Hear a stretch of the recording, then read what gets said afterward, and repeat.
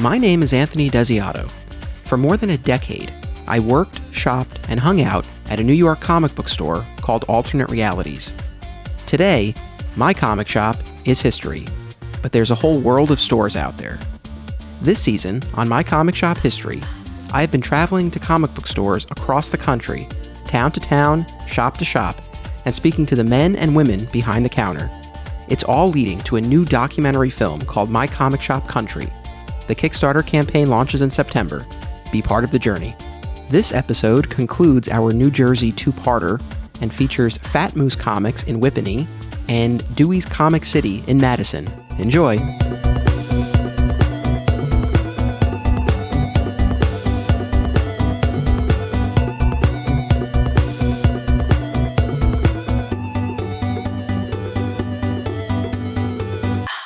Welcome to My Comic Shop History. I am your host, Anthony Desiato. This episode, my journey to comic book stores around the country, brings me to Fat Moose Comics in Whippany, New Jersey. To my left, we have current owner, Matt Potucek. Matt, welcome to the show. Thank you very much. And to my right, we have Fat Moose employee and My Comic Shop History listener turned guest, Shawn Hendricks. Yes, hell. And also, just not, employee is too broad of a term. I believe I've been referred to, what was it, Matt, as the heart and soul of Fat Moose Comics. Come on, you know I was going to throw that in there immediately. I was afraid you were going to use the other title I gave you. No, so yeah, I didn't want you to say that. No. The heart and soul. The heart and soul of Fat We'll go with the heart and soul of Fat Moose. That's the official title? Yes, I'm going to have business cards made up any day now. Yeah. You should. I know. Well, at our store, we didn't really have official titles, but the owner, Steve, was a big fan of the Deadliest Cat show, so he would give us titles based on that. So I was the deck boss, which in my estimation was the rough equivalent of manager. So that's what I went with on resumes and things like that. But that's yes, I was cute, the deck but boss. heart and soul carries a lot more weight. I believe the title on your Facebook page is still Register Monkey? Register Monkey at Fat Moose Comics, yeah. It is, yes. I checked. But I'm excited to be here with you guys. This is big. The Fat Moose meets the Flat Squirrel. Moose and Squirrel. Right? Yeah. There's so much that I want to talk to you guys about. But we definitely have to address the original owner of the store, because otherwise it would be like talking about Alternate Realities without talking about Steve Otto. So now, Matt, you are the current owner. This is the third iteration of ownership of Fat Moose Comics. The store was founded in 1982 by original owner Elon Strasser. I believe that. I've heard it pronounced thusly. No. Yeah, Elon opened the store April 1st, 1982 at the Morris County Mall. Hi, Elon. How are you? Yes, Elon. So I was fortunate enough, I had the opportunity to speak with him over the phone last night in preparation of this episode. We spoke for almost an hour. We had a great conversation. I loved how unfiltered he was. Is it fair to say that's a fair description of him? Yeah, this industry will do that to you. Yeah, most definitely. It's funny because when I listened to your original episode with Steve Otto, I really was like, I think I know that guy because I worked for Elon for 8 years. I was like, that seems very familiar. Yeah, that's the thing. I got serious Steve Otto vibes talking to him with a dash of Jay Mizell in there too. It was for listeners of the show, both of those names. So it was. I really enjoyed talking to him. And yes, we talked about how he opened the store in 1982 with $1,000. Yeah, he borrowed money from his pop. Yeah, he said that he had I think the fourth in a series of crappy jobs, and he had recently gotten back into comics. He was in his early to mid 20s. He had been out of comics for a while, and then he picked up a copy of X-Men. It was during the Days of Future Past storyline. X-Men 142. Yes. See, I told you I did my homework. He was telling me, I spoke with him Friday night, that he threw out his collection. He did, yeah. Yeah, like a good collection too. Just threw it away. I've heard that story too many times too. Oh. Yeah, we're talking like classic Marvel titles, the first 100 issues. Yeah, that he just first 100 out. X-Men, 100 Avengers, 100... Oh, man, it hurts just saying it. Yeah, it was great talking to him, though. So he talked about his, again, from 1982 to 2014, he was the one running the ship. I know the store had a number of locations during that time. 4, is that correct? I believe this is the 4th location. The weirdest location, perhaps. Yes, but yeah, I want to get to that. Oh, I'm sure we'll get to that. But, one thing that I was struck by, he, again, very unfiltered, and he shared, some of the frustrations that he's encountered, and it's similar to things that I heard from Steve over the years. But ultimately, one thing that I came away with was that he was proud of what he built here and that he did, appreciate and enjoy the journey. And he talked about selling the store and how it ended up being a lot more bittersweet than he was expecting it to be. So after he sold the store, he moved to Seattle. Yes. And I don't know if we want to get into the reasons of why he did. Nah. He followed his heart. Follow your heart and see where you end up, folks. He followed his heart. And he has since ended up opening another comic shop there. He opened Mighty Moose. Mighty Moose, because we own Fat Moose as a name. Yep. Right? I guess that's technically he couldn't use Fat Moose. And he's not really that fat anymore, so good job, Elon. Yeah. But yes, Mighty Moose. He's in the Factoria Mall in Bellevue, Washington. Again, I took notes, man. Yeah, you really did your homework. For once. Yeah, and so in doing my research for this, this didn't come up in our conversation, but I came across it, I think either in an article or something like that the store did get its name from a nickname that his girlfriend had given him. She called him Moose. Yes, that's what he told me. Yeah. That's the way I heard it. That is when they were trying to come up with a name. She said, well, you're a big fat moose. And they went, okay, sure. It's a good name. I like it. That's why we kept it. Yeah. Especially with the history. You know, when Scott bought the store from Elon in 2014, right? There was debate, do we keep the name? Do we change the name? And we decided the name's got history. It's got gravitas. So Yeah, it's a brand. yeah, people know the store. Even if they've never set foot, they go, oh, Fat Moose, I've heard of it. And I go, well, why don't you stop in and give us some money then? But people know the name. You know, it's been around 35 years. We just had a sale/sketch party a couple weeks ago. That's right. To celebrate. Yeah, congratulations on 35 years. That's Thank you. no small feat. It's funny, though, with the Moose thing, when I heard that, it made me think of The King of Queens. I don't know if you guys ever watched Yeah. but there's a character in the first couple seasons, then they wrote him out, but he always called Kevin James' character, Doug, he always called him Moose. Ah. Moose. So that made me think of that. So Elon sold the store to a gentleman named Scott in 2014. Scott Hughes, the owner, creator, proprietor, mastermind behind Highlander Games in Boonton. And he bought the store. Basically, the store was up for sale for a while because Elon wasn't sure. He goes, do I close it? Do I sell it? What do I do? And just when it looked like we would close because nobody was stepping up to the plate, here comes Scott. Originally from Arizona, right? Yep. Yeah. Can't hold it against him. But he bought the store because he had just opened Highlander in Boonton, and they sold comics and gaming stuff, Magic, Pokemon, Warhammer. It was actually a year to the day that he had opened Highlander, he bought Moose. So he bought it because he didn't want somebody else to buy it and then be competition. He's 8 minutes away from here. So he bought it, and I had already been working here for years. Elon hired me in 2009, I think.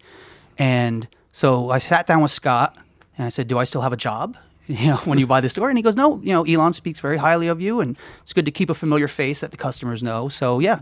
Against my urgings. Well, we're coming to that, sir. So not only did he keep me on, he gave me more hours, and he gave me a raise. And so then the day came where ownership changed hands. This guy over here shows up with daggers in his eyes. I was Scott's comic guy, and him keeping on another comic guy, I was a little threatened by that, and Shawn was a little older, so I was like, oh, a little older. Is he going to know more than me? And then I was like, oh no, he doesn't know much of anything, so it was fine. And then what happened? You realize I know everything. What ended up happening was something very cool. It was me and Shawn kind of figured out that we were the perfect counterbalance to each other, because it seemed like everything I didn't know, he knew, and what little he didn't know, I knew. So we ended up actually becoming very good friends and coworkers along the way. It's like Rocky and Adrian, they fill gaps. She got gaps. There you go. She got gaps. I got gaps. We You fill get to be gaps. Adrian. And he's a little mentally irregular. Hey, I'll take you to the zoo. So yeah, he came in fully like, well, this is our store now. Who's the previous guy who was here? And I quickly won him over with my personality. Yeah. We like a lot of the same stuff. It was pretty easy. Yeah, we hit it off pretty quick, actually. I got to say, I was here for a good half hour, 45 minutes before we started recording, and I heard you guys going back and forth, and I was like, is this for my benefit, or is this what they are like? And No. I get the sense it's the latter. Yeah, this is just us. I mean, me and him, we never, ever pretend to be something we're not. So what you see is what you get with us. And we don't get to see each other that often because usually there's only one of us here. Oh, okay. Yeah. And now he's busy, you know, with the kid and everything else, and I'm busy. I have another job, part-time job, and I'm a musician, so I'm gone a lot. And it's rare that we're actually both here, so we take advantage of it by just chatting like two old ladies all day. And just busting each other's balls as much as possible. Incessantly. No, it's great. It probably more so than any of the other stores I've been to so far with this season. It reminds me of what the vibe was like with us guys hanging out at Alternate Realities behind the counter. So Don't you miss it? I feel, yeah, I really do. I do. It's when this store was on the brink of closing before Scott bought it, I was like, what am I going to do? Like, this is my home. These are my people, especially now, even more so since I started doing more hours when Scott took over and then Matt, and when Matt got squished by a car, I did even more hours. And these are my people now. These are my friends, you know. A lot of them I talk to outside of the store, or we loan each other movies and stuff, and people bring me gifts. Like one of my customers brought me some action figures recently. He's, I'm downsizing. I know you like the toys, you know, and so then I re-gifted him some other stuff that I was getting rid of. And CJ a couple weeks ago brought me a bottle of Dewers, which is always appreciated. Oh yeah, and big shout out to Gene for my Star Trek figures. Thank you very much. Yeah, it's our customer Gene. We've got a great group of people, you know. We've got the insiders, like, you know, at AR you had, you know, the A-listers of people. Yes, you know. the friends of the store, we call them. Yes, well, you guys took it a step further. You'd go out for dinner, like, what, once a week and stuff? Yeah. Yeah, we're not at that level yet. Mostly because we can't afford to go out to dinner. Yeah, that's pretty much. Maybe we could get a pizza delivered or something, but that's about as far as that's going to go. I mean, to clarify, these were not fancy dinners. We didn't go anywhere crazy. Well, yeah, all right. But yeah, no, definitely was a nice tradition that we all enjoyed. Shawn, if you don't mind me asking, did you give any thought to trying to buy the store or buy into the store yourself? Oh, yeah. Glad I didn't. No. I did try to get the money together to buy the store. And I knew if I did that it would be a huge change for me. And I told my girlfriend at the time, I said, if I buy the store, you're probably going to leave me because I'm going to have to be at that store a lot to get it to where I want it, to what I envision. Because before working here for Elon, I had worked for 10 years or so at a comic shop in Boonton called Pegasus Enterprises. Hello, Pat. I know he's going to be listening to this. So right out of high school, I worked there for about 10 or 11 years. Then when he closed up, in 2001, he recommended I check out Elon's store. He's like, oh, go visit Fat Moose. Maybe you'll like that place. So I became a customer here. And then, 2009, he asked me to just work Sundays so he could watch the Giants. And then football season ended, and he's like, you want to stay? It's nice having a day off. And then that turned into this now. But I did try to get the money together to buy the store from Elon. It didn't work out. And then Scott saved all of us. Yeah. Scott kept the store going. Yeah, you know, my conversation with Elon, he mentioned how he had been looking to sell, and he said that there were 17 or 18 people he talked to who had expressed interest in the store, but they weren't able to get the money together. And then Scott just came in, like you said. I mean, the universe provided. I will forever be grateful to Scott. Yeah, and see, I was on the other end of it because I already worked for Scott. So, and I remember it was a big battle in his own head of the whether to take the risk to go and buy another shop, especially so close to the one he already had. But you know, I gave him a sound piece of advice, which I believe he took, and I told him, I said, you know, only a fool is not nervous. And so and 2 days later, he was starting the process of buying the place. I'm going to drop another Rockyism. And sometimes you try harder when you're scared. There you go. It's very true. So, and now Matt, you've owned the store for just over a year. Yep. Right? Free Comic Book Day marked the 1 year anniversary. Yep. Has it been everything that you thought it would be? It has been very different from what I thought it would be. You know, like I've never been a business guy. I've never owned a business before. I wasn't ready for everything that happens, you know, behind the scenes, insurances and taxes and all that other stuff. But, you know, and my learning process got stunted a little bit by me not being able to come to my own shop for a long time in my first year. Yeah, so on that note, so let's get into this. I want to talk about where you guys are located. So you're in Whippany, New Jersey. Yes. Right? You are on the second floor. You're above a dry cleaner, correct? Mm-hmm. Yes, which is a lot of fun because they have all of that machinery, and It's like a free massage sometimes. Well, people who aren't used to the store will come in, and all of a sudden, like the big clothing rack or whatever will engage, and the whole floor rumbles, and there's a sound, and people are like, "What is going on? There's an earthquake? A train's coming through?" It's a dry cleaner. You get used to it. I actually had a customer hit the floor once because she thought it was thunder, and she is deathly afraid of thunder. And then she just stood up with this face, and she was like, "Well, I guess you know I'm afraid of thunder now." That's amazing. So you're on the second floor, and to get here, there's a somewhat steep staircase. For anyone who has been to Manhattan and has been to Midtown Comics, Yes. It's kind of like that Midtown Comics staircase. Yep. So what happened to you, sir? Well, I got into a bit of an accident in the parking lot. I was helping the UPS guy bring our delivery of new comics for the weekend, and a car decided to back up without ever looking and just completely smashed my leg and broke it and busted it wide open, and it was a very bad scene for many months. I wasn't actually physically able to come into my brand new store that I owned for 4 months. And so this was like right at the beginning? I was only owner for 2 months when it happened. Yeah, that's a really tough break. Yeah, Literally. Yeah. Look at you.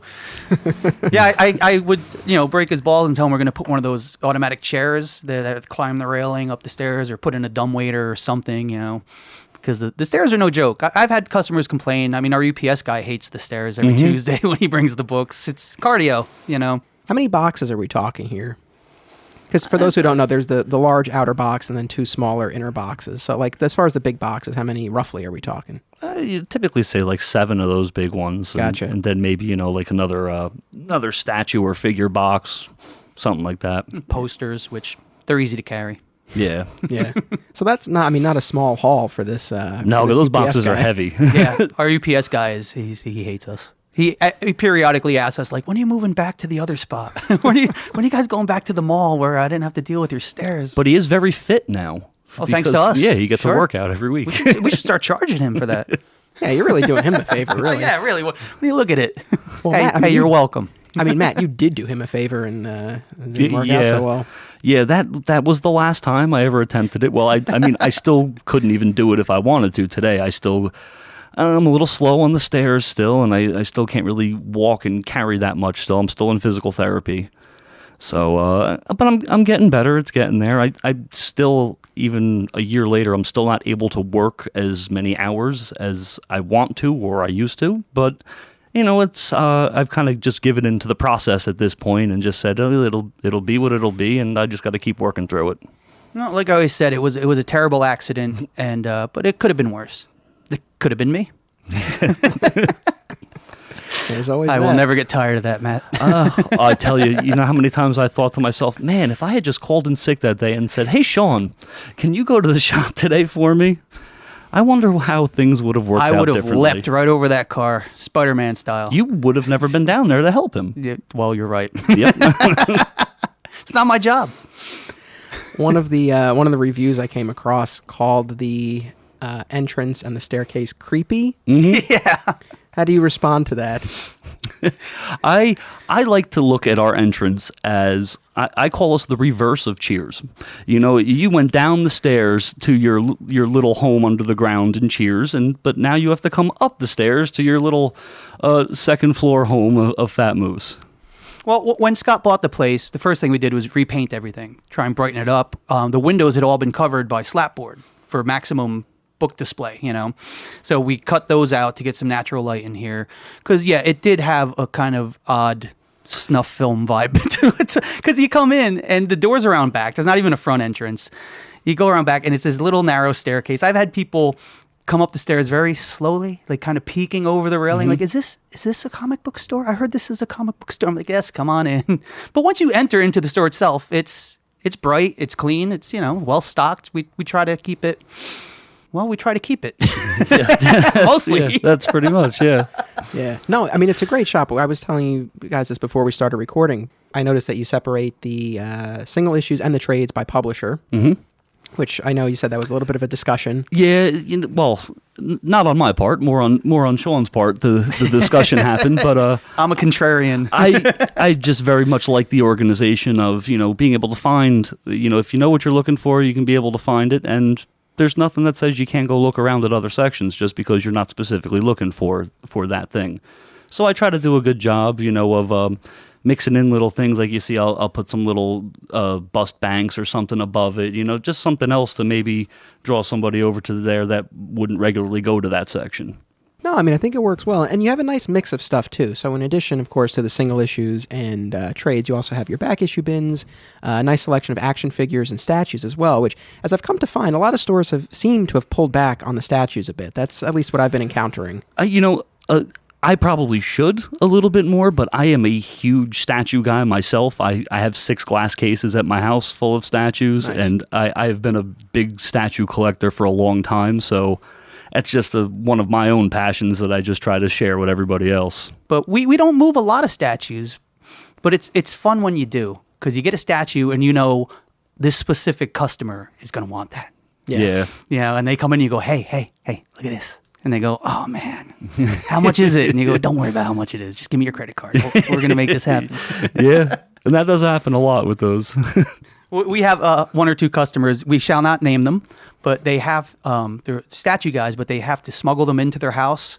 Oh, Because the wives don't like it. So it'll be like, well, my wife is out of town tonight. I got 3 statues in the trunk of my car. I can sneak into the display case while she's not home.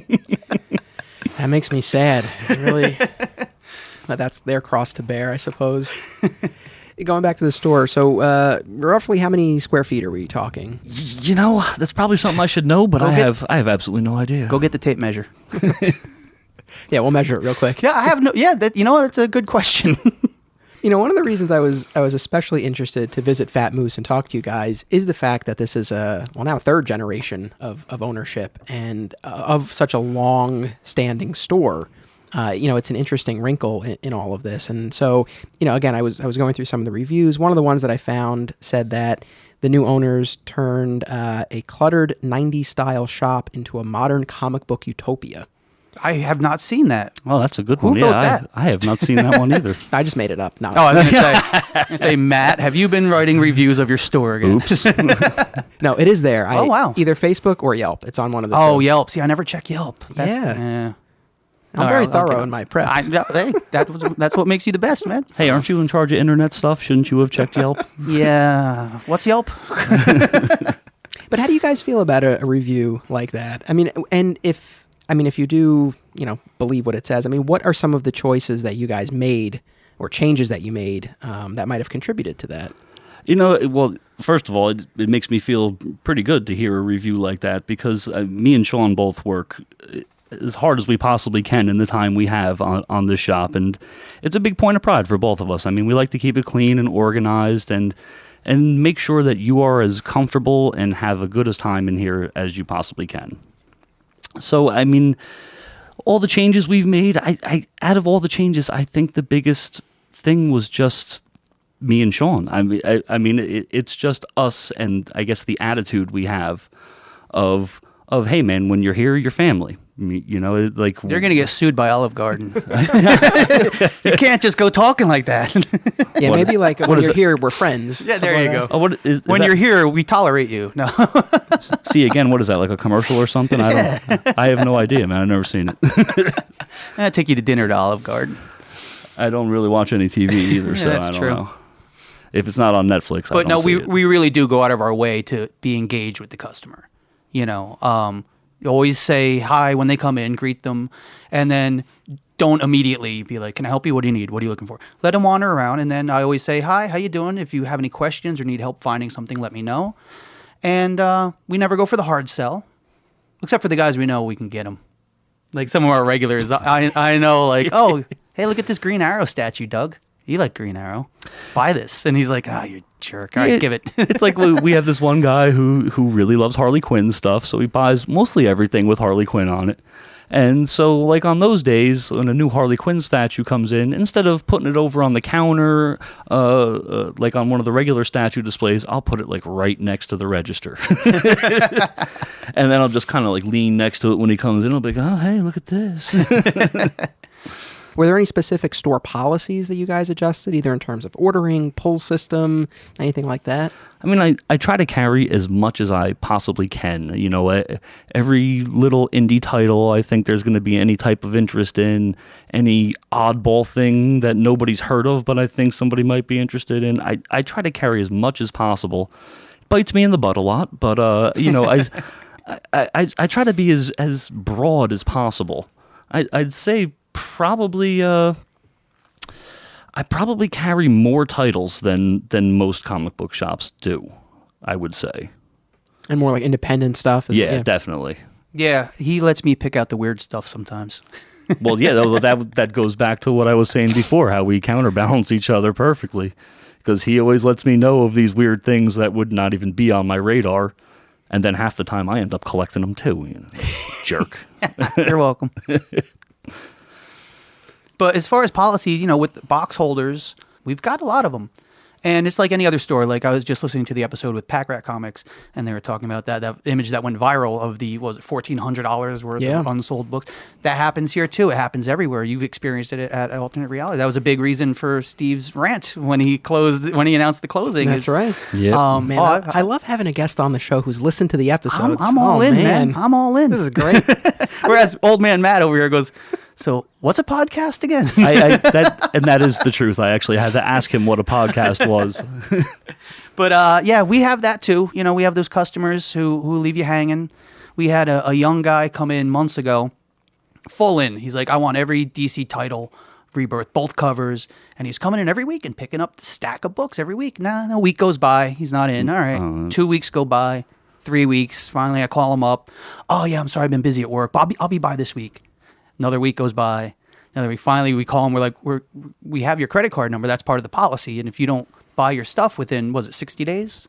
Yeah, if you don't show up or at least try to contact me in 60 days, then we normally will charge out the box and then put it on hold until you say otherwise. Except for when it's not a valid credit card number.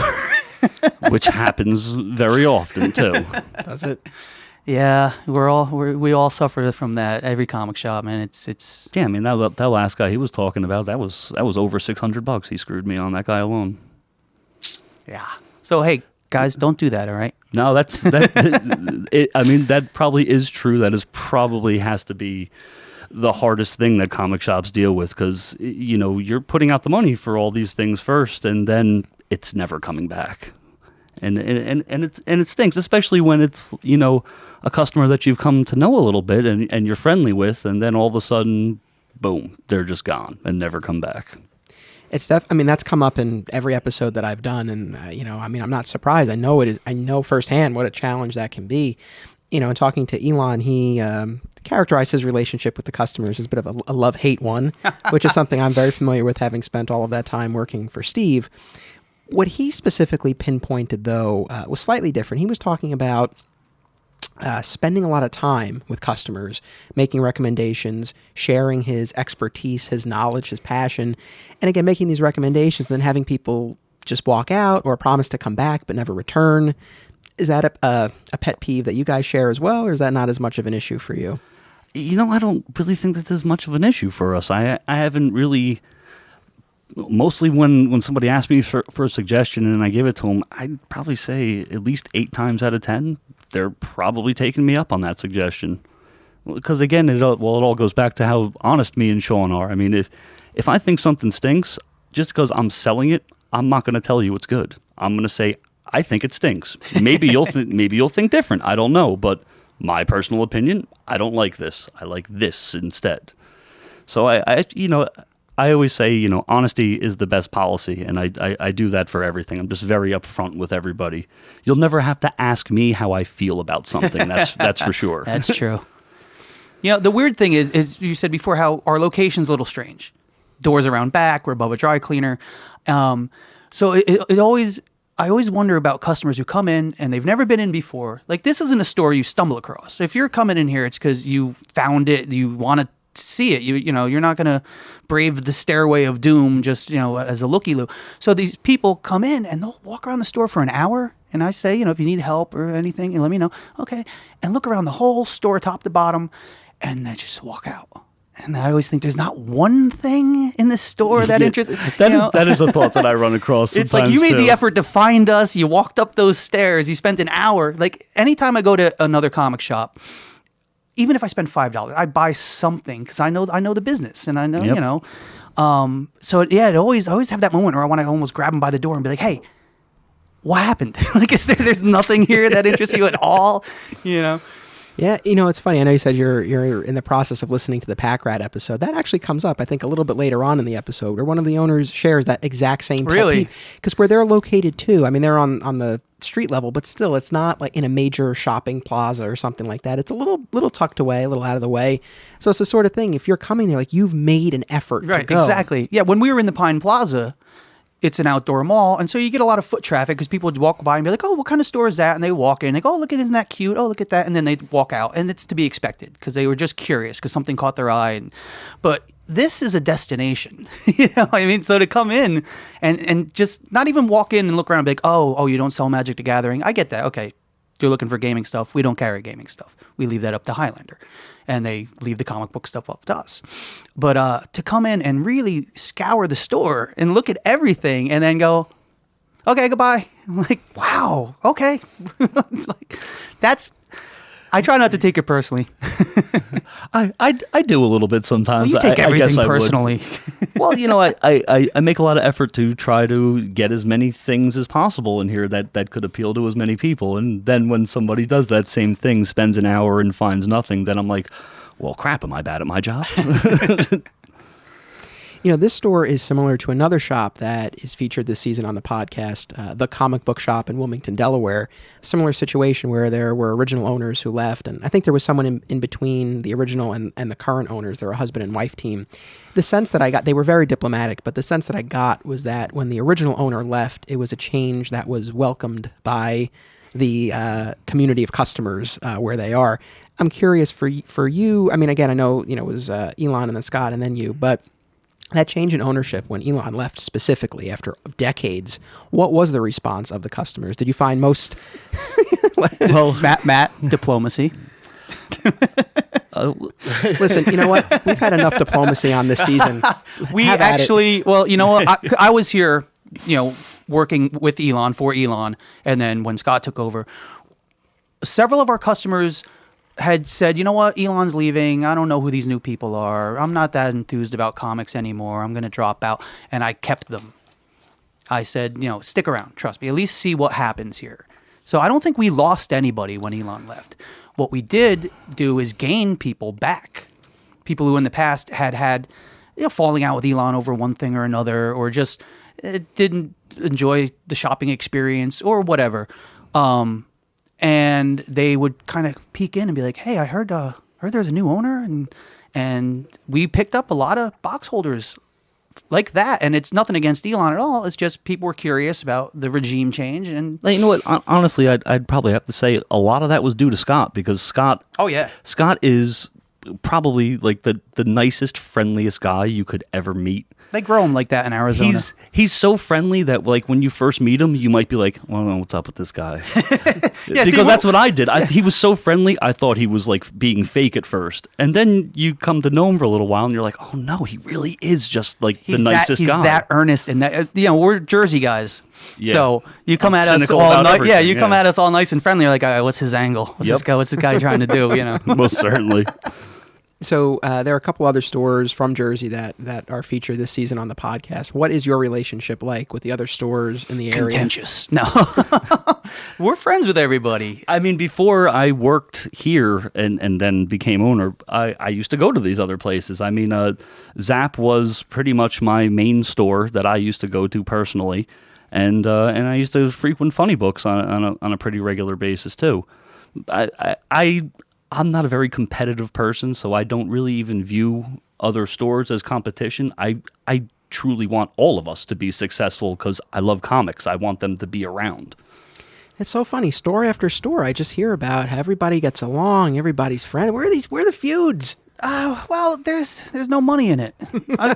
It's I go to Zap all the time. I stop in because when Pegasus closed in early 2000s, I was living in Lincoln Park. Zap Comics is in Wayne, right next door. So I said, I guess I'll start shopping at Zap. And it was Pat from Pegasus said, well, before you do that, go check out Elon. His store's a little further away for you, but he's a friend of mine. That's how this all started. But when this store was in danger of closing, when we didn't have a buyer, I went over to Zap, and Ben was asking me, so what's going on over there? I said, I don't know. We might be closing. And he offered me a job. He said, well, if the store closes, I know you know what you're talking about. I've known you for years. I'll hire you here. Which I still hold over Matt's head sometimes. Like, I'm going to leave here and just go get a job over there. I've called his bluff several times. Every damn time he calls my bluff. But no, I visit Zap. I pop into Funny Books sometimes. I go to Zap if we're short on a book. Like Diamond really screwed up back in February and messed up all our numbers. So I was shooting over to Zap, and I told Ben, I'm like, they screwed us. Can I pick up some stuff? And he was selling me stuff for our store at cost because he's a swell guy. Where else? Where else do I go? Where do I go? Dewey's? Any experience I've with been Dewey's? to Dewey's a couple times, but I'm really never in that area, But that's a nice store. I've been in there a few times. I try to visit every place. I finally got to the Joker's Child for the first time a couple months ago. Oh, I used to go there too. I frequented there a few Speaking times. of statues, my God, they got a lot of statues there. So Joker's Child, they are not featured on the podcast, but they were in My Comic Shop documentary because they were our Bowen statue hookup. Yeah. That's where we got our statues from. And so I went there obviously to film. What's your take on that store? I was only in there once, but they were friendly. It's a big store. It's organized. I liked it. But again, I'm here a lot. And my girlfriend likes to spend time with me, go figure. So I can't be like, well, I'm not at the comic shop today, but I'm going to go to these other comic shops.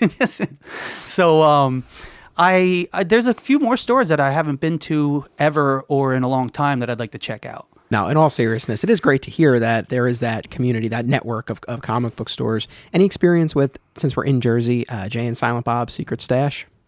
Yes. Do you want to leave it at that? No, I like the Stash. It's a nice pop culture store. It's a nice store if you're a Kevin Smith fan.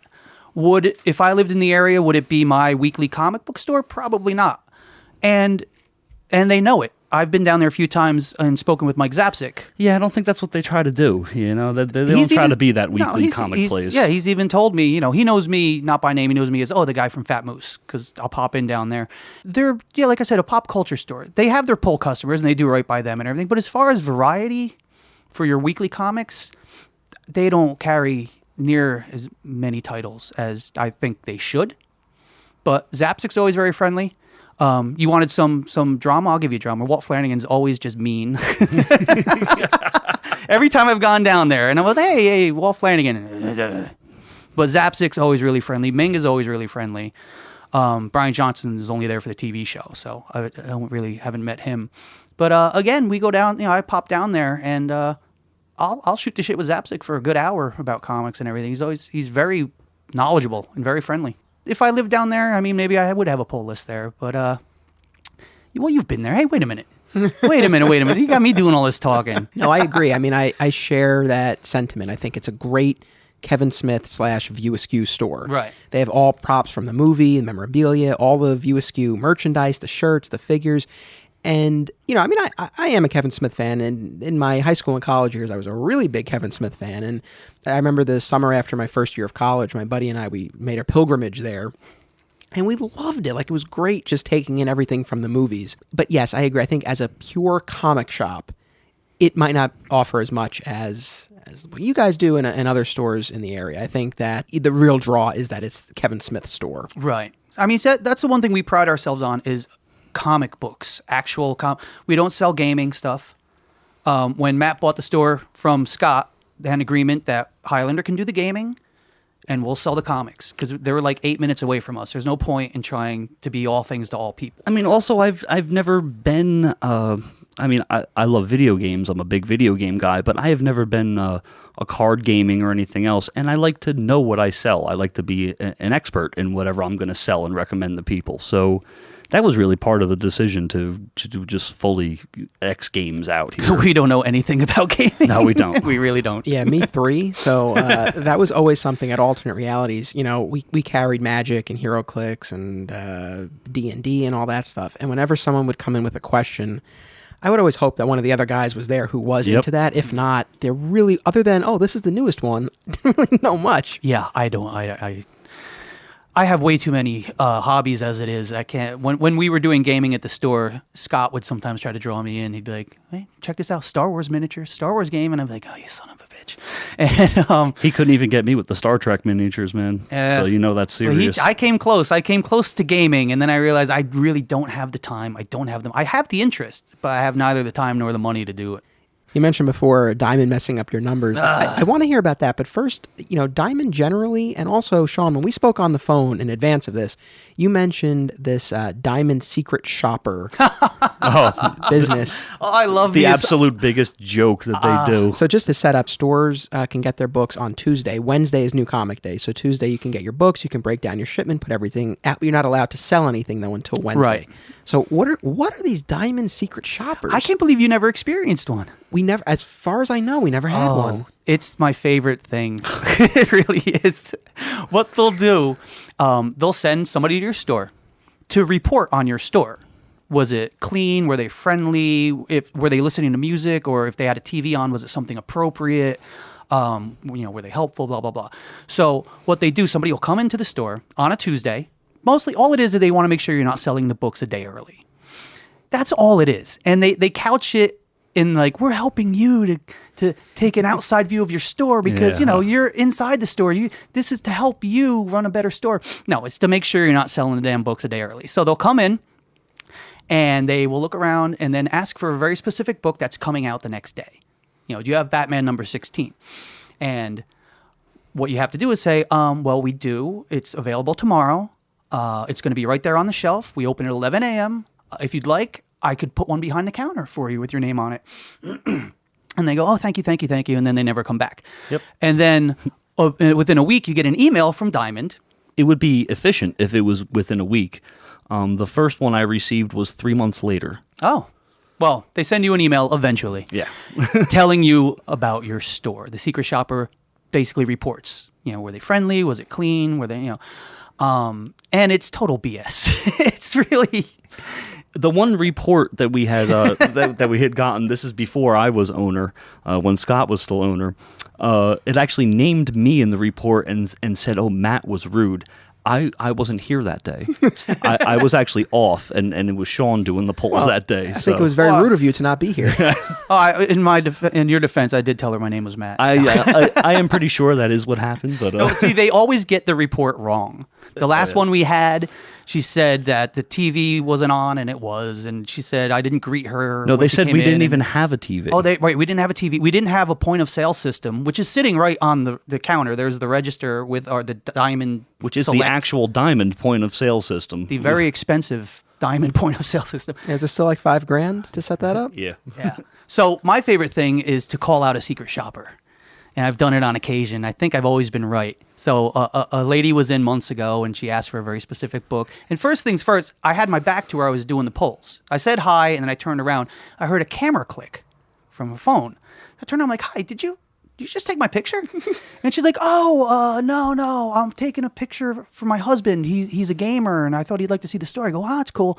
We don't sell gaming stuff. So immediately, I'm like, my spider sense started kicking in. I'm like... So she asked a couple questions about, do you have this or that for sale? I was like, they'll be on sale tomorrow. And I said, so what's it like being a secret shopper for Diamond? And she's like, a what now? A what? A who?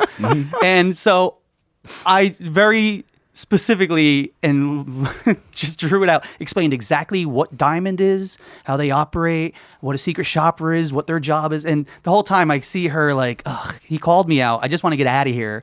But she wouldn't let it go. She wouldn't drop it, she wouldn't tell me, yes, you're right. So I just sat there and meticulously for like a 20-minute rant, explained the whole system to her. And I was like, so I'll see you tomorrow for that issue of Batman. She's like, oh yeah. I'm like, no, I won't. I was like, take your secret shopper out of here. And so then weeks went by and I was like, man, maybe I was wrong. And then boom, we got the email. I'm like, I was right, secret shopper. And did they address your outing her in the report? No, not at all. No. Damn it. I have to try harder next time. But it was funny because, it's basically, I guess, like a questionnaire that they make them fill out because it's all the same questions every time. And it's like, were there boxes all around the store? No. Well, yeah, there actually was, because we were in the middle of doing all the polls. The floor was littered with boxes, and oh no, but there's no TV or cash register. Like what? It's just it's such a waste of time that they even do it. It's utterly ridiculous. I have so many questions about this. I mean, are they actual Diamond employees, or are they people that they just hire out and then they have them fill out this questionnaire? I think they just hire them out. I don't think they're Diamond employees. I think it's like a freelance kind of thing. They have those companies now that where the secret shopper things and all. So like all these other companies go and hire this one company for their secret shoppers. You know what strikes me as most egregious about this? That if you offer to hold the book for them, they'll say yes, and then they'll just never come back. Yep, exactly. What the hell? I love it. I wish we got a secret shoppers more often. They're so much fun to mess with. So if you're a retailer out there, that's the second thing. How many of these have you had? Like 3 or 4? You must be on a list somewhere. How do you get it? Because it's Well, I think it was change in ownership. You know, that's true. New person coming in, they wanted to send somebody to check on them. You know, Diamond had a problem for a little while apparently with people faking a store and getting accounts that shouldn't have one. Right, stuff so like you could that. get the discount, right, but not have an actual like storefront. pretending to have a store and then just literally selling comics out of the trunk of your car. Yep. You know. Maybe I shouldn't even say this, but when AR was closing, a few of us talked about doing that, like just like pooling together and opening a Diamond account so we could still get our stuff at a discount. But so if you're a retailer out there and you're maybe concerned. I mean, you shouldn't be concerned. You shouldn't be selling the books early. But if you want to be able to spot one of these Diamond secret shoppers, what should you keep your eye out for? It's the language, pretty much, because I mean, it's so easy to tell that the people don't even know the comics that they're asking for, or sometimes they'll be checking like the list on their phone that Diamond has sent them, and they're like, "Do you have Justice League 27?" And I'm like, tomorrow I do. But I'm a very literal person anyway, so I mean, my box holders come in here and they're like, "Oh man, I'm going away tomorrow." I'm like, "Well, I guess you'll pick them up next week then." And rules are rules, man. I don't break them for anybody. It'd be fun to mess with them and be like, "Oh, you're looking for Justice League 27? Man, can you believe what happened in Justice League 26?" And then like just make up something. That's like, brilliant. That's right? brilliant. I'm going to do that next time. I'm shocked that you haven't done that already, sir. Well, you know, Tuesdays are busy, man. I don't always have time to really mess with a secret shopper. Yeah, you know why we never had one? I can tell you, we were closed on Tuesdays. There you go. That was the day that we were, so that was it. Oh, that's why. There you go. See, we stay open just in case. I mean, you know, Tuesdays are slow, but if we're going to be here physically anyway to do the polls, why not might have as the well store be open? Yeah. I keep it closed on Mondays for the summer. One less day to run the AC. Yeah, I mean, Monday and Tuesday are usually your quietest days Exactly. anyway. Yeah, easily, yeah. So now what happened with this business of them messing up your numbers? Diamond is special. Diamond is very special. Yep. There's a monopoly. That's There's only it. one How of is them. this even allowed? Well, it's allowed because in the end, it's only a multi-million-dollar industry. If comics was a multi-billion-dollar industry, somebody would take Diamond apart. But there's not enough money in it as a whole. But Diamond has to be the worst company I've ever dealt with, to be quite honest. What if they hear this? I hope they do, because I mean, I just finally got an email the other day, 3 days ago, that I finally have another customer rep that I haven't had since last November, and a lot of the screw ups that have happened in the numbers would have been caught by a customer rep before they ever happened, because my previous rep used to catch all that stuff and call me immediately and be like, "Hey, did you mean to do this? Or I see these numbers are messed up. Do you want to change it?" And it just seems like Diamond doesn't know which way is up a lot of the times. You're not the first store I've spoken to that has addressed having a lot of reps in a short amount of time. So, I mean, in the year plus that you've owned the store, how many reps have you gone through? Well, after I lost my original one, then I got a replacement a couple months later, and that lasted a week before Diamond sent me a letter and said that person no longer worked for the company. And then it was been, another 3-4 months, and now I finally just got another one. So we'll see how long this one lasts. I'm not going to have a lot of hope that it's going to be a long-term thing, but we'll see. I mean, the reps who you have dealt with, what has that relationship been like? The first rep I had he was great. I mean, Tom at Diamond. Yeah, Tom at Diamond was an excellent guy. I mean, he was the one who called me for everything, and sometimes when I was doing the order, because always at the last second I'm doing the month's order. Yeah, but you should do with them sooner, sir. But sometimes late at night after staring at that screen for a good 4 hours, sometimes my fat finger hits the wrong button, and instead of ordering 2 statues, I order 32. It's happened. And Tom would immediately call me the next morning and be like, "You did not mean to order 32, right?" And I was like, No, I did not. Please do not send me 32. So in that case, it was a matter of you entered the wrong number, but then there was nobody there to catch it. Yeah, because they don't have anybody reviewing, the accounts that they have. So a lot of stuff just goes unnoticed. I've told this story at least once, maybe twice on the podcast, but I love it, so I tell it again. At Alternate Realities one time, we used to order comic shop news, and they would come in bundles of 50. Mm-hmm. And so Steve would always order one bundle of 50. One time he was doing the order form, probably late at night, very tired. Instead of ordering one bundle of 50, he just typed in 50 bundles of 50. Oh, boy. And they were able to correct it for the following week. But for that 1 week, we had a lot of comic shop. We were giving out that one issue of comic shop news for months. But, our frustration was, and we had a rep, and he had a good relationship with the rep, I think, at that time. Nobody caught that. Yeah. That should have been caught right away. That reminds me, would you like to buy a heavily discounted Doctor Strange action figure? Oh, yeah. When the Doctor Strange movie was about to come out, I saw Doctor Strange figures on the order form, and I said, "Oh, geez, these might be a thing." So I ordered a case of them, thinking it was 2 cases actually, right? 3. Oh, yeah. Okay. So I ordered 3 cases of these figures, thinking it was all 6 of them in miscellaneous. Yeah. And nope, it was 3 cases of the same Doctor Strange action figure. So yes, I have deep discounts on a Doctor Strange movie action figure. Come on, you like Benedict Cumberbatch, right? Who doesn't like Benedict Cumberbatch? I mean, the movie was good. It wasn't that good. Yeah, so we ended up with 3 cases of the very same figure. Yeah, see, that's another example of something that my old account rep would have caught and never would have happened if I had any type of consistency with my account at all. Yeah, but I'll look at the bright side. You just got all your Christmas shopping done. You know what everybody's getting for Christmas this year? Oh, yeah. Everybody should know in advance. Everyone's getting Doctor Strange this year. Cumberbatch for everyone. I feel very much at home here. What other pet peeves you guys have? Oh, well, Shawn has a freaking laundry list. You kidding? I'm a sweetheart, man. Yeah. I'm not the one with the nickname Grumpy Matt, am I? I am often called Grumpy Matt, and it is mistakenly so, because my grumpiness, I'm not actually grumpy, I'm honest, and people mistake honesty for grumpiness a lot of the times. Like I said before, you're never going to have to ask me where you stand with me, because I'll let you know.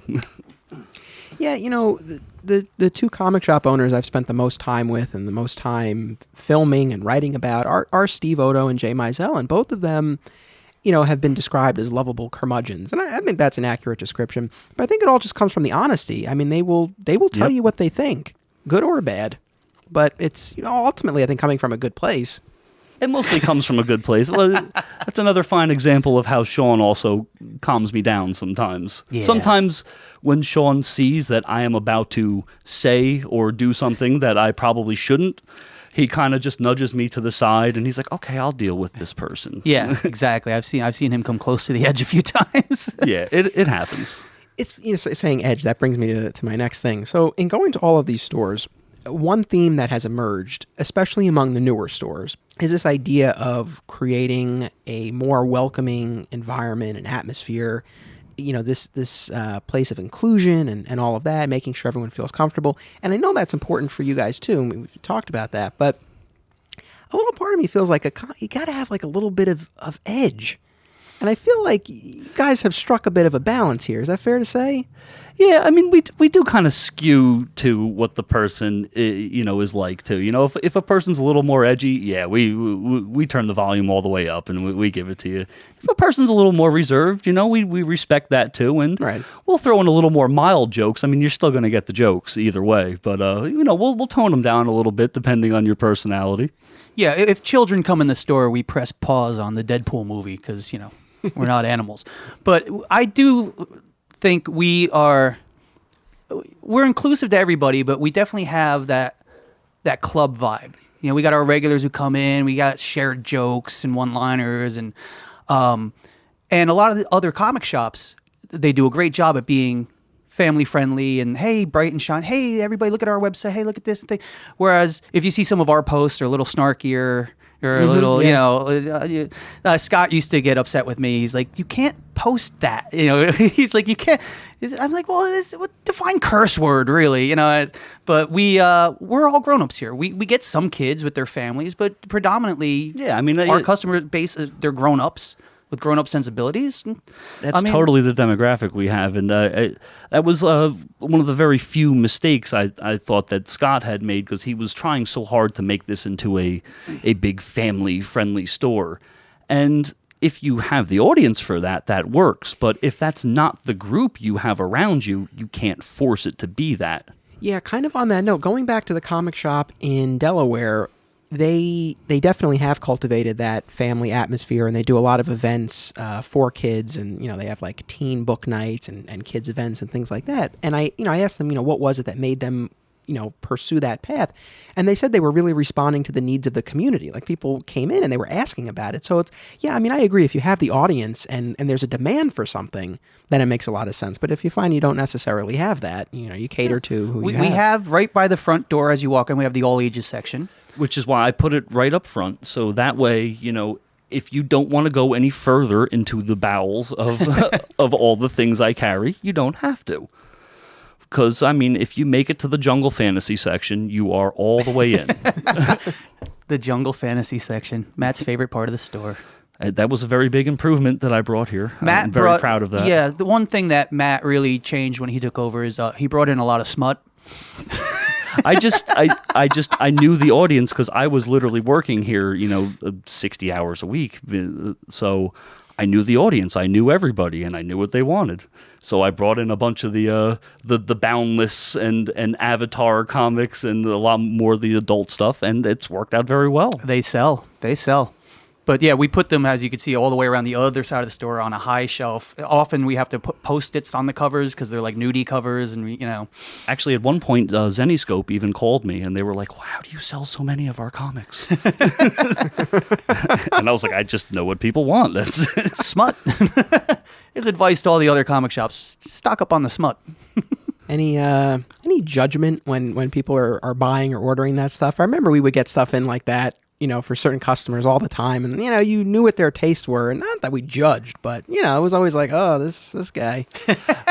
We're all weirdos here, so we're pretty much all into something weird. So I gotta say, pretty much nothing shocks me, and I don't really have any adverse opinions on anything anybody gets into, because I'm like, well, you could think the same things about the stuff I like, so it doesn't really bother me. People's attitudes are very different. When I worked at Pegasus in the 90s, we kept the adult comics in a couple of long boxes behind the counter. And so you'd get a customer who would come in very sheepishly, be like, so would you stock adult comics? The adult. And other guys would come right in and be like, hey, man, where's the smut? You got any booby books? So just people's attitudes. It all depends. Yep. But I've got some customers who go, I want every dirty cover you can get me. What's the filthiest cover available? Get me one of those. And just no shame about it. We're all grown-ups, and somebody took the time to publish this book, so obviously there must be somebody interested in buying it. Hey, that person's name is Matt. It's all art, man. It's all art, and it all has a place. In Matt's collection. Oh, that's for sure. So I'd love to hear more about this community here at Fat Moose Comics. What's a Wednesday like? I know obviously busy, but what's the vibe like in here on a Wednesday? Well, Matt can't be here on Wednesdays anymore. I still have physical therapy on Wednesdays, so I'm only here for like the first half of them. Before as soon as Shawn comes in, I have to get out of here fast to head over to therapy. But the guys, I get the first, what I would call the first wave of Wednesdays is pretty much everybody who's in work and stopping on their lunch break. And they're like, oh, I have an hour. But I mean, it's great. Just the difference in the customers we have. I mean, I've got guys who work on Wall Street. I've got lawyers, accountants. I've got guys who work for the town. A lot of cops. Everything. Yeah, a lot of cops. A lot of customers are actually in law enforcement. So we got a lot of PBA cards, man. I could hook you up. Yeah, that's true. Nice. Totally hook you up. We actually had that too. We had, I don't know, at least 2 or 3 who were regulars of ours. It's great. I love it all. I love how so many different people are into basically the same thing. That's always fascinated me about this business. See, my favorite thing is, since Matt took over and I'm here more and everything, is when customers get to know each other. People who would never know each other out there form friendships in here. And next thing you know, they're loaning each other DVDs, or they're talking on Facebook, or they're exchanging phone numbers and meeting up. Yeah, that's always really cool. I love to see the different customers. Here's a Wall Street lawyer in his 50s, and here's a young guy in his 20s who, is a landscaper, and then suddenly they're bonding over something. And Wednesdays, I look forward to Wednesdays more than any other day of the week, But no, I mean, yeah, that's really the best part, about working at a store is that, that community sense, and especially on a Wednesday. I do genuinely miss that. I know you're not local, but you feel free to pop in on a Wednesday. I appreciate that. I mean, this is about an hour. I mean, it's not crazy for me. Yeah. You want me to sign you up for a box? Yeah.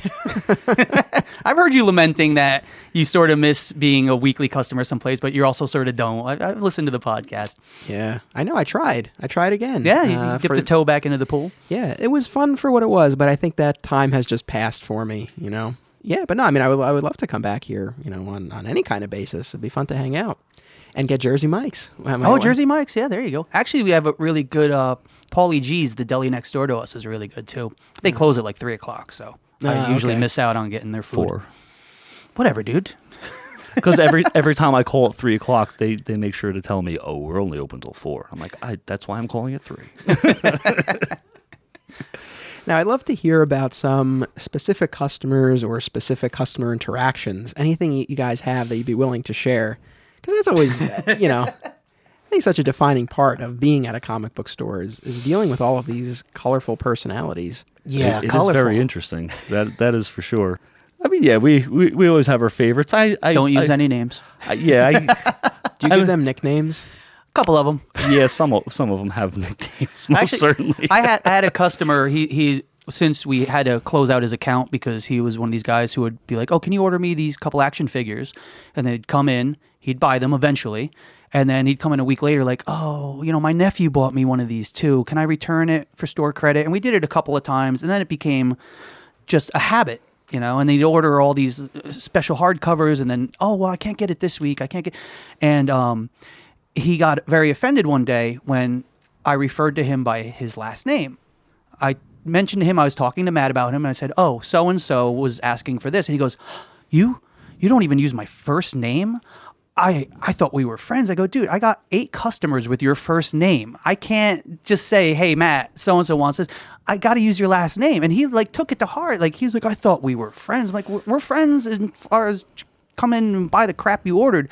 But it was just, he was so sensitive. That man had to be the biggest pain in the ass that I ever had to deal with. Yeah, we don't miss him. I don't miss him. The day that he told me to finally cancel out his box, I just felt so good. I almost I don't smile and get very happy very much. I'm not a big celebratory guy, but that day there was a celebration because I didn't have to deal with him anymore. And I would get these long Facebook messages from him, these rambling messages. Then finding out later that we weren't the only store to have a problem with him was very vindicating, too. He's kind of infamous in the area. Yeah. And the funny part is we closed out his box, so his number was open. We got a new customer. We gave him that number. That's the kid we mentioned earlier who screwed us out of like $600 worth of stuff. That's a cursed number. It's a cursed number. We've decided that is a dead box. Nobody will ever have that box number again. There's just no. Yeah, you got to retire that number. Yeah, that number is done. That is box number 18. Just in case he is listening. That is box number 18. That's cold-blooded. I have often thought about somewhat calling out people who screw me on the boxes, but I have not so far. Well, you just did. But well, no, I mean in name, like putting this person on blast. The one cool thing is that we normally do call each other. Like if we get somebody that screws us bad, other comic shops in the area will be like, hey, if this guy comes in, don't give him a box. He screwed us bad. So we do share that information with each other. Because like I said, you don't want to have one guy keep going across and screwing everybody out of hundreds of dollars. I mean, this guy, at least he eventually got out of your hair, but I mean, have there been customers you've had to ban or kick out? We have a gaggle of young kids who come in here, and they're just troublemakers. They come in, obviously not going to buy anything. They immediately split up, so you got to keep your eye on 5 different areas of the store at once.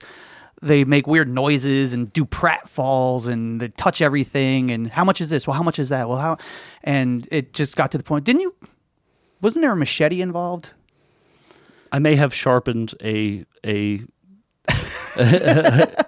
well, my old thing used to be to intimidate people that I didn't want around. I would take my pocket knife out and start picking my teeth with it, like a hick in the woods or something.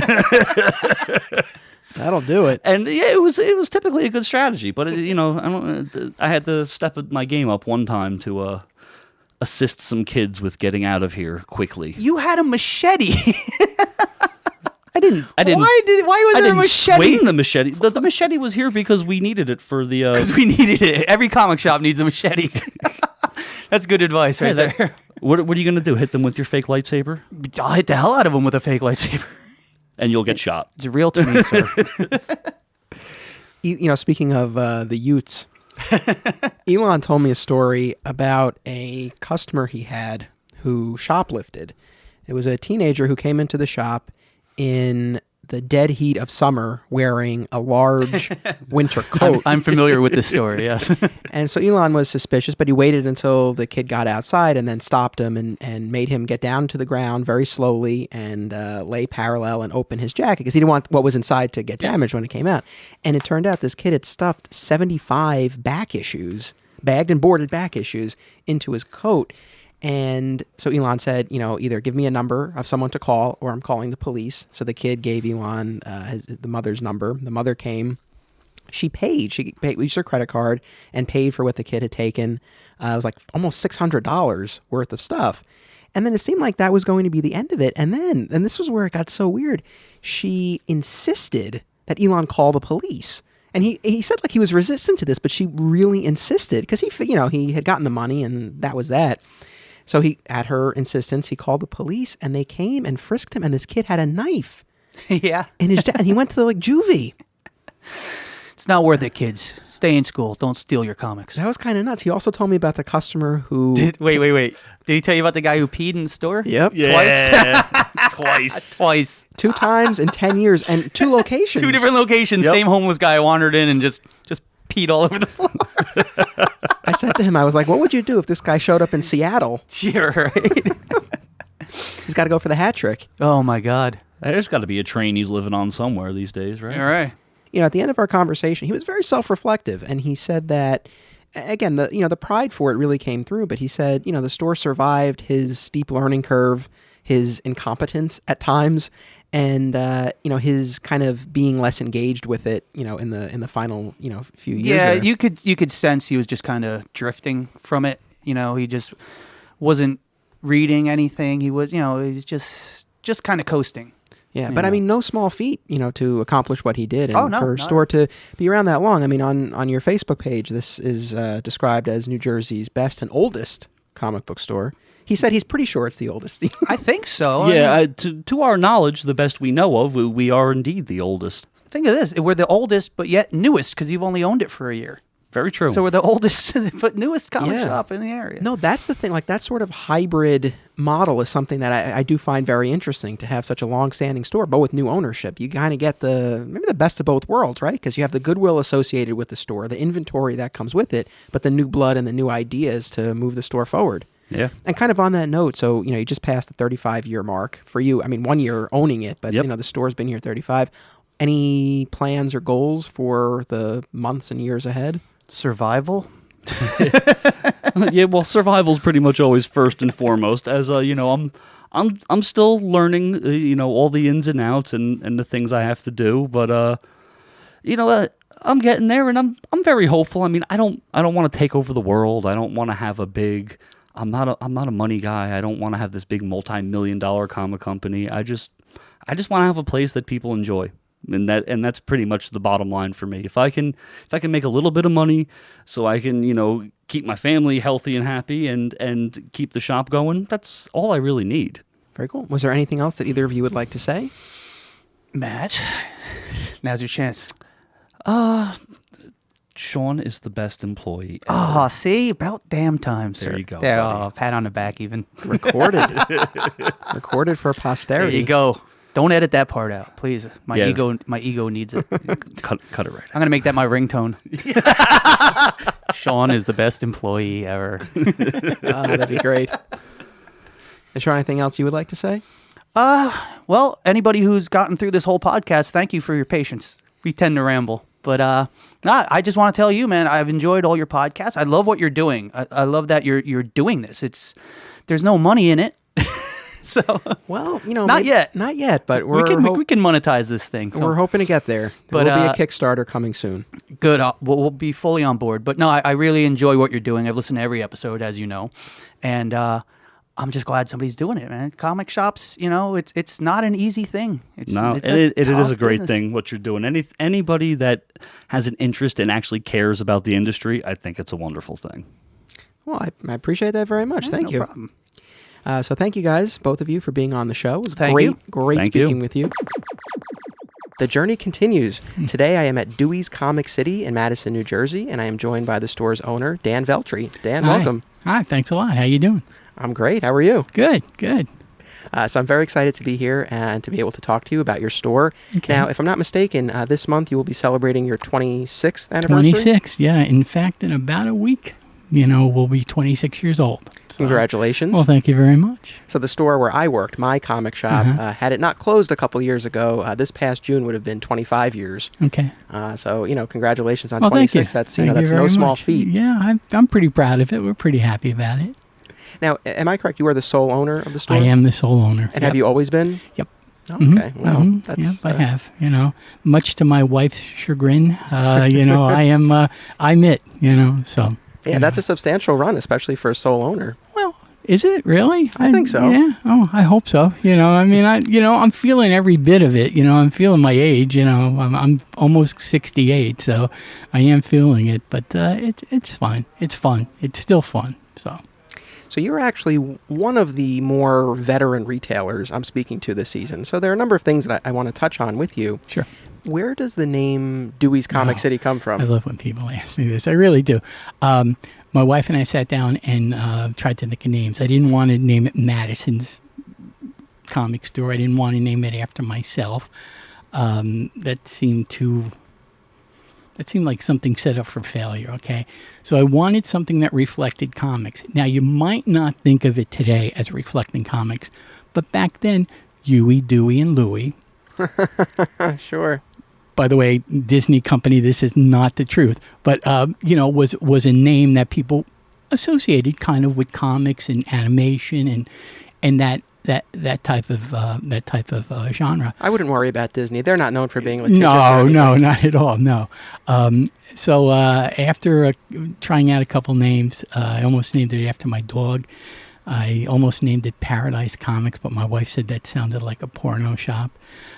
So we settled on Dewey's Comic City because I thought it rolled off the tongue easy. I thought it was a fun name, kind of silly, So that's how it came about. Do people just assume your name is Dewey? Yeah, all the time. And for the long time, because I didn't want to go into the long involved story, I used to say it's a college nickname. It's not. It was thought of intentionally. Now I don't mind talking about it, but back then it was just, God, everybody would ask me about it. But anyway. So, like I said at the top, you are one of the more veteran retailers I'm talking to this season. There's some others who have been on the show who have been doing this for decades as well. But, while I have you here, I kind of wanted to pick your brain about some of the changes in the industry that you've seen. Because since the time you opened the store, the rise of social media, the proliferation of all of these superhero movies and TV shows, digital comics, the implementation of practices like final order cutoffs. Diamond introduced their point of sale system. Speaking of Diamond, I mean, you saw the emergence of Diamond as the comics distributor. Yep. All of these things that you've seen. And I just wanted to kind of pick your brain. I mean, generally speaking, how have you weathered these things? And then specifically, have any of those in particular affected you more than others on a day-to-day basis? Well, obviously, I would say that digital probably has had the biggest effect, both positive and negative. It's negative because obviously I'm competing with more and bigger entities, Amazon, some of the online retailers, Midtowns, things like that. But it's positive because we have found, and it holds true to this day, that people will use a digital as an entry point into comics. And once they've experienced some comics or experienced reading some of this stuff, it's not enough for them. They want to come in and they want to talk comics, they want to look at comics, things like that. As far as the movies go, you know what? I've never been. It's great that movies expose people to these characters, okay? But outside of a handful of movies, nobody came in and say, hey, I saw Spider-Man Homecoming, give me every Spider-Man book you got, okay? People don't do that anymore, okay?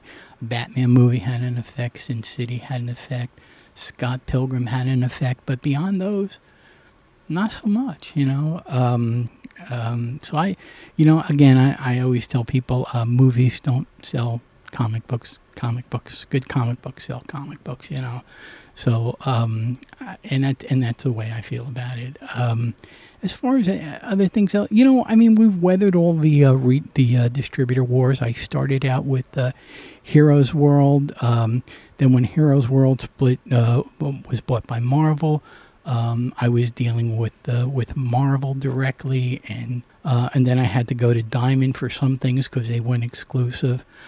You know what? I am not as negative to Diamond as a lot of retailers are. I think they move a tremendous amount of product in a very short amount of time with really very marginal errors. I mean, there's not. I mean, when you look at the amount of product they have to move in such a short time, it's really not terrible. Are some of their practices curious? Yeah. Every once in a while we'll get a box with one comic in it. And you go, wait, shouldn't there be somebody there that said, but you know what? We do stupid things too. Everybody does stupid things. Things happen, so I don't have as much fault with them. That's about it. If I can give a plug for anything, it would be the Comic Pro Association. I'm a member of that, and it's a group of about 200 retailers.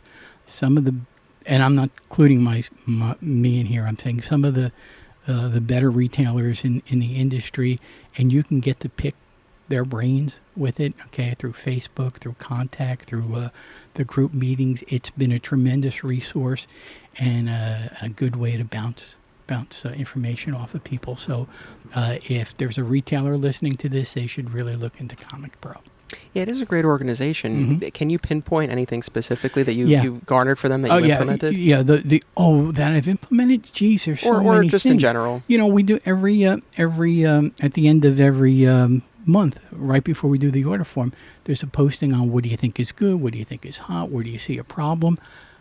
I refer to that regularly. I mean, I refer to that when placing my order. So yeah, I mean, just there alone, just the ability to, there's been a lot of discussion about the hologram variants that Marvel is coming out with and the Marvel Legacy. There's been a discussion for the last 2 weeks about how people are ordering, what they're planning to do. We can't talk price, but we can talk about how we're going to be dealing with stuff. I just find it just so valuable, and it does have an impact on retailers. Our comments and we reached out to Marvel regarding some of the meet and exceed variants, and Marvel has made some changes in that, so it does have an impact. Again, I really think it's a great organization. If you're a comic retailer, you should be involved in it. So. Do you find other retailers looking to you for guidance since you have been doing this so long? Occasionally, usually it's all customers that want to open up a store, but no, I mean, my competitors are all fairly experienced around here. Occasionally we'll talk about stuff, but we don't get together like we used to a few years ago. If we're at a convention together, we'll talk and bitch or complain or gloat one to the other. But I can't say people reach out. No. That's fine. Do you attend the retailer breakfasts and other things like that? I'm a at sucker for that conventions? shit. Let me tell you. Yeah, something like the organization that you're discussing, I think it's very important to have an organization like that because I like to describe the retailers as the boots on the ground in this industry, and you have these publishers, DC and Marvel specifically, that are part of these gigantic corporate machines. You have a distributor that has a monopoly over this, and then you have all of these retailers. Yeah. So the fact that there's some form of organization and collaboration, I think, is important. It's critical. And the funny thing is, by our nature, comic retailers are mavericks. We didn't open up stores so that we could report to other people. So we like to go our own way as much as we can. So sometimes it's hard to get diverse opinions about certain things, or people willing to open up as to their practices. Not with Comic Pro. I said this, the first Comic Pro meeting I went to, I said was the best trade show I was ever at because I never met so many retailers who were willing to be open and discuss their practices and how they did things. And that was awesome. That was eye-opening for me. So you mentioned that you tend to have a pretty favorable attitude towards Diamond, it seems, but I do. But I am curious, on the Diamond level and the publisher level, are there any particular practices that you would hope either or both of them would implement that would make your life easier? I dislike the way FOC has been manipulated by the publishers these days. FOC was designed when comics were monthlies so that you had your information at least by the time the third issue came out, often by the time the first issue came out. FOC referring to final order final cutoffs. order cutoff, right? Okay, which is where we finalize our orders that we placed earlier in the previous month. Most publishers are part of it now, but a couple of publishers, particularly the two big ones, tend to manipulate it. I think by these twice a month publishing books. They're really a problem. I'm ordering issue 5 and 6 before I see sometimes before the first one has come out. So that becomes a real problem. And I've got 6 months worth of, I've got 6 issues worth of product sitting on my shelf. So I don't like the way they manipulate that, and I'm not really sure who to blame on that, whether it's Diamond or the publishers. I guess it's a little bit of both. As far as Diamond, I can't really pinpoint one thing. I haven't had a customer service rep in, God, I don't know, maybe 6 months, where someone I could just call up and talk to about, okay? I miss that personal touch, but I'm getting the impression that customer service reps are going by the board these days. There's an email you can call in. On the other side, not every retailer's experience is the same, but I've never had a problem when I call up Diamond and said, I didn't get this, or this is damaged, or this is broken. I mean, I don't want to come across like I'm a Diamond suck-up, but I just, no, if that's what your experience has been, that's fine. Big company, I think they do a pretty decent job. Again, I am not as unhappy as some people are. It could be worse, so... On the publisher side, I know you touched on the twice a month shipping.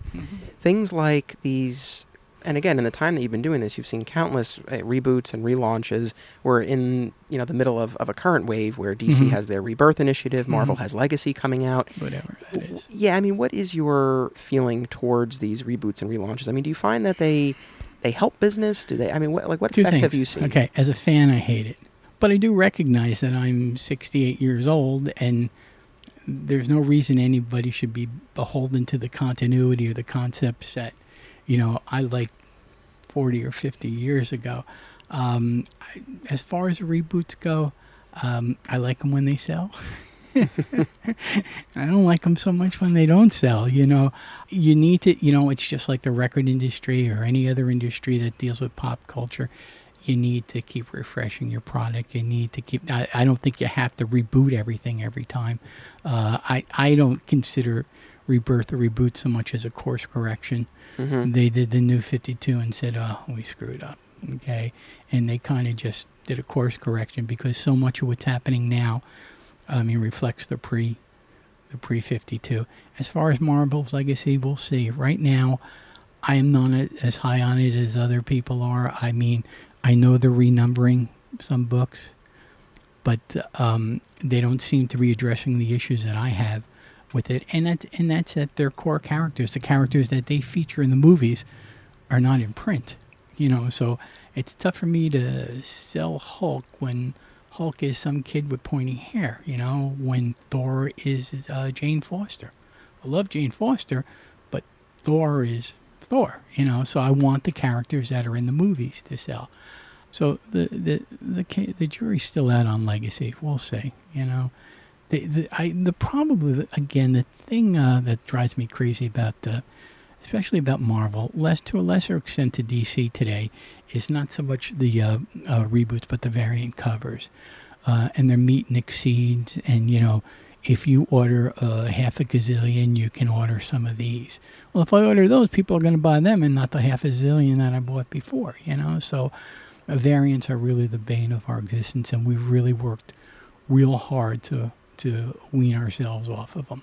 We don't do any of the meet and exceed, which means that if you order this much, you can buy as many as you want of this. We'll do some of the ratio variants, but only if I really like the art. Yeah, now the variant scheme, that has come up in a number of episodes. That frustration is definitely one shared by your fellow retailers. From my own perspective, again, I don't deal with any of the ordering of it, but it seems to me unnecessarily complicated. Yes. And putting a burden on retailers that doesn't need to be there. We jokingly call it Marvel math. You have to sit down.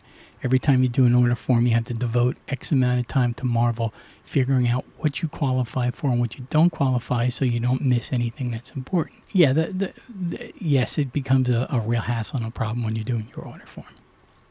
As far as the things like Rebirth or Legacy, what sort of feedback are you getting from your customers? Do people seem excited about it? Are they adding these books to their list, dropping them? What are you finding? Rebirth did very well and continues to do well. The numbers are certainly above New 52, the last year in New 52. There are some failures and some great successes. Superman's never been selling better. The fact that I love it, I'm pretty sure doesn't count. So the feedback on that is fine as far as I can see, and it seems positive overall. And what about independence? How how heavy do you go on things like that? Because there's so much out there.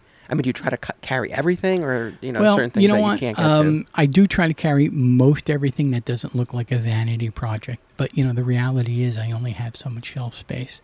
I will say that I have less rope with the independents. If you don't sell something reasonable within 3 issues, you're off the rack, And, with some of these independents, some of them don't sell at all. If I get to issue 2 and I've had issue 1 on the rack for 5 weeks, you're done. As you're, going through the order form, I'm sure that, one of your starting points, or maybe the starting point, is your base of reservists. Would you mind explaining a little bit about how your system works? I believe they're called insiders. I do call them insiders. Most people call it pull and hold. Again, insiders is grandfathered in from back in the day. 25 years ago, it was. I tried to deal with it more as a club type of atmosphere. It's just terminology. They're pull and hold customers. They are the backbone of what I place my orders on. I've got my reserve number 1. The first pull and hold customer that ever opened an account with me is still an account with me 26 years later. He at my first location, there was this knock at the door, and this little kid knocked on the door and said, "Are you opening a comic book store, mister?" And I said, "Yes, I am." And I gave him an insider form or a subscription form, brought it back, and he's been with me 26 years later. I've been through high school, college football with him, postgraduate work, his marriage, the whole bit, but he's still here. That's really nice. That's really great to hear. Yeah, it is cool. So, So as we kind of wind down here, again, just looking at the industry, looking at other stores, a lot of the people I've been talking to on the show, there are some newer retailers. There are who are opening stores from scratch, but then also new retailers who are taking over existing stores. I mean, are you keeping an eye on other stores out there, new or old? I mean, are there things that you're seeing at other stores that you try to emulate? Oh, sure. I haven't done it in a couple of years, but I like to tell people I go on my comic tour. That's what I've been doing. I visit all my competitors. Pop in and say hi, take a look at what they're doing. I never pass a comic store on vacation or that I don't go to, don't go into. My wife and I vacation in an area in Florida regularly that doesn't have a comic book store.